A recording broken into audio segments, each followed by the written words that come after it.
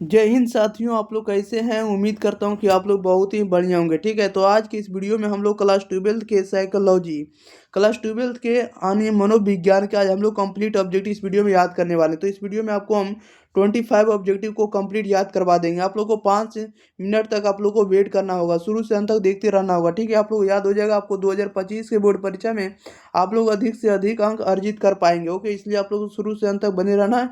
और एक बार अपने भाई बहन के पास इस वीडियो को शेयर कर देना है। चैनल को सब्सक्राइब नहीं किए तो चैनल को भी सब्सक्राइब जरूर कर लेना। ओके, चलिए तो स्टार्ट करते हैं। ज़्यादा विलंब ना करेंगे। आप लोग 5 से 10 सेकंड के अंदर कमेंट बॉक्स के अंदर जरूर आंसर बताइएगा। क्वेश्चन नंबर 1 में कह रहा है कि आमने सामने का संबंध आवश्यक है। आमने सामने का जो संबंध होता है वह आवश्यक होता है। तो किस विधि से होगा, तो ये होता है आपको साक्षात्कार विधि में। साक्षात्कार विधि में लोग आमने सामने आते नहीं, सामने आते हैं प्रत्यक्ष रूप में से होते हैं, उसे हम लोग साक्षात्कार विधि कहते हैं, इंटरव्यू मेथड कहेंगे। ओके, क्वेश्चन नंबर 2 में कह रहा है कि एक साक्षात्कार में एक पूर्व निर्धारित डैश प्रश्न प्रश्न श्रृंखला का अनुगमन किया जाता है। तो ये किया जाता है आपको संरक्षित रूप से राइट आंसर आपका डी हो जाएगा। क्वेश्चन नंबर 3 में देखिए क्या कह रहा है। 3 में कह रहा है कि एक प्रभावी मनोवैज्ञानिक बनने के लिए किस तरह के कौशल की जरूरत होती है, बताइएगा। एक प्रभावी मनोवैज्ञानिक बनने के लिए किस तरह के कौशल की जरूरत होती है, राइट आंसर बताइएगा क्या हो जाएगा। तो ये होती है आपको सामान्य कौशल के, प्रश्नात्मक कौशल के और विशिष्ट कौशल के, सभी कौशल की जरूरत होती है। राइट आंसर डी होगा इनमें से सभी के। क्वेश्चन नंबर 4 में कह रहा है कि निम्नलिखित या निम्नांकित में कौन प्रभावी परामर्शदाता का गुण नहीं है, बताइएगा। निम्नांकित में कौन सबसे प्रभावी या प्रभावी परामर्शदाता का गुण नहीं है, तो राइट आंसर आपका डी हो जाएगा, सशर्त सम्मान। राइट आंसर डी हो जाएगा। चलिए नेक्स्ट क्वेश्चन ले लेते हैं। क्वेश्चन नंबर देखिएगा, अगले क्वेश्चन नंबर 5 नंबर की ओर। चलिए 5 नंबर में देखिए क्या कर रहा है। कह रहा है कि परामर्श का उद्देश्य होता है, परामर्श का जो उद्देश्य होता है क्या होता है, तो विकासात्मक होता है, निरोधात्मक होता है, उपचारात्मक होता है, सभी होता है। राइट आंसर डी होगा इनमें से सभी। क्वेश्चन नंबर 6 में अगर है कौशल कौशल के बारे में कौन कथन सही है, बताइएगा। कौशल के बारे में कौन कथन सही है, तो 6 का राइट आंसर आपका सी हो जाएगा। कौशल को प्रशिक्षण से अर्जित किया जाता है। राइट आंसर आपका सी हो जाएगा। क्वेश्चन नंबर देखिएगा 7 नंबर की ओर। 7 नंबर में कह रहा है मनोवैज्ञानिक के बौद्धिक कौशल को किस श्रेणी में रखा जाएगा, बताइएगा।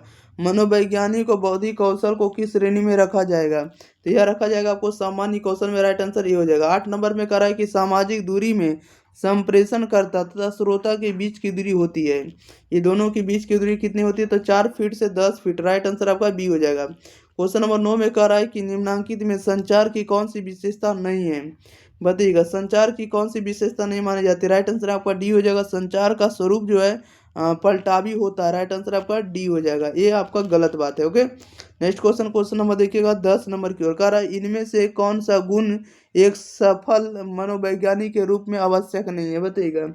निम्नलिखित में या इनमें से कौन सा गुण एक सफल मनोवैज्ञानिक के रूप में सही नहीं है, यह आवश्यक नहीं है, तो राइट आंसर आपका डी हो जाएगा, प्रभावी बोलना। कोई या राइट आंसर आपका है प्रभावी बोलना, ए हो जाएगा। 11 में कह रहा है कि समय समय प्रबंध कौशल है। समय प्रबंध कौशल जो होगा आपको क्या होगा, तब वैयक्तिक होगा। राइट आंसर बी हो जाएगा। 12 में कह रहा है कि दूसरों के आईने में अपने को झांकने का भाव किस कौशल को दर्शाता है, तो यह दर्शाता आपको समानुभूति में। राइट आंसर ये हो जाएगा। क्वेश्चन नंबर 13 नंबर में कह रहा है कि संचार कौशल के लिए कौन सा कौशल अनिवार्य नहीं है, कौन सा कौशल अनिवार्य नहीं होता, तो अशाब्दिक संचार। राइट आंसर आपका सी हो जाएगा।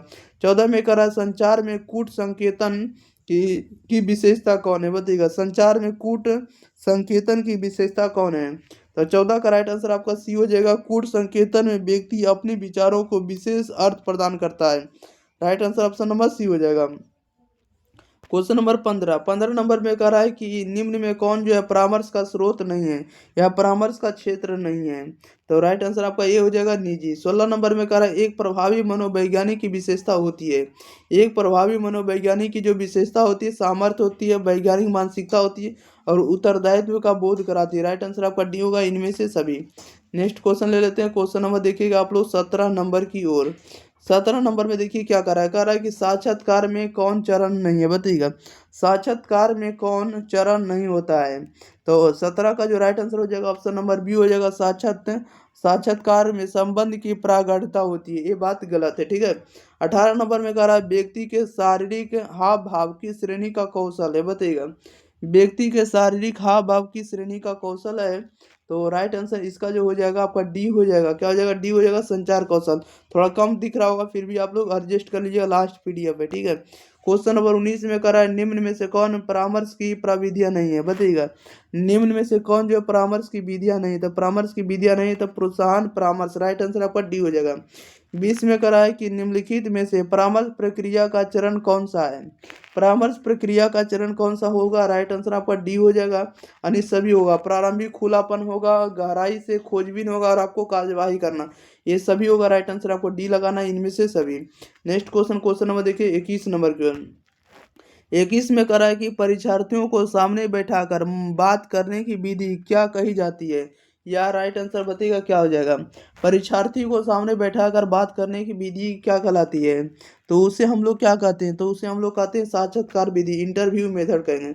22 नंबर में करा है, एक प्रभावी परामर्शदाता बनने के लिए किन कौशल की आवश्यकता होती है? या किन कौशलों की आवश्यकता होती है? तो ये होती है आपको ऑपरेशनात्मक कौशल के, विशिष्ट कौशल के और सामान्य कौशल। सभी कौशल का राइट आंसर डी होगा, इनमें से सभी। 23 नंबर में कह रहा है कि निम्नांकित में कौन परामर्श कौशल नहीं है? परामर्श कौशल नहीं है तो राइट आंसर आपका डी हो जाएगा, सक्रिय सुनना। ये आपको परामर्श कौशल का उदाहरण नहीं है। क्वेश्चन नंबर 24 में कह रहा है कि परामर्श में संबंध होता है। परामर्श में जो संबंध होता है ये क्या होता है? तो सहायता परक होता है। राइट आंसर भी हो जाएगा। 25 में करा, निम्नलिखित में कौन संचार का तत्व नहीं है? तो संचार का तत्व नहीं होता तो तदनुभूति नहीं होता। राइट आंसर आपका डी हो जाएगा। संचार का तत्व नहीं तो तदनुभूति। राइट आंसर आपका डी हो जाएगा। ओके, चलिए, तो इस वीडियो में जितना हो सकता था सभी ऑब्जेक्टिव कंप्लीट कर दिए। देखिए इस तरह से आपको और सब सब्जेक्टिव क्वेश्चन आपको पूछा जाएगा। देख लीजिए, लॉन्ग शॉर्ट क्वेश्चन जो आपको इस तरह से पूछा जाएगा लघु उत्तरीय प्रश्न में, और दीर्घ उत्तरीय प्रश्न इस तरह से पूछा जाएगा। चलिए, तो जितना ऑब्जेक्टिव था सभी कंप्लीट कर दिए। मिलते हैं हम लोग अगली वीडियो के साथ। तब तक के लिए आप लोगों का काम रहेगा कि इस वीडियो को ज़्यादा से ज़्यादा अपने भाई बहन के पास शेयर करना है, और चैनल को अगर आप लोग सब्सक्राइब नहीं किए तो चैनल को भी सब्सक्राइब जरूर कर लीजिएगा। और साथ ही साथ आपको बता दें कि इसी चैनल पर आपको फिलोसफी आर का भी वीडियो आप लोग को प्रोवाइड कर रहे हैं, और हिंदी का भी वीडियो आपको जल्दी देंगे। ओके, तो thank you for watching this video. धन्यवाद।